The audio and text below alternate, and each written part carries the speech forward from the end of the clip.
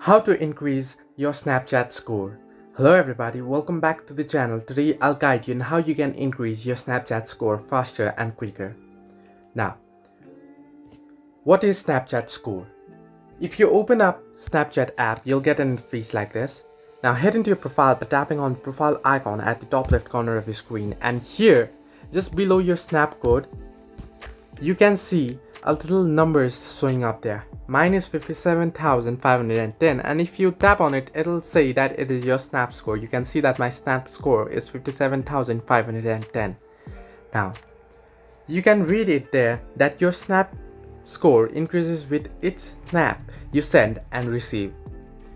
So, what you want to do is send as much snap as possible with as many friends as possible.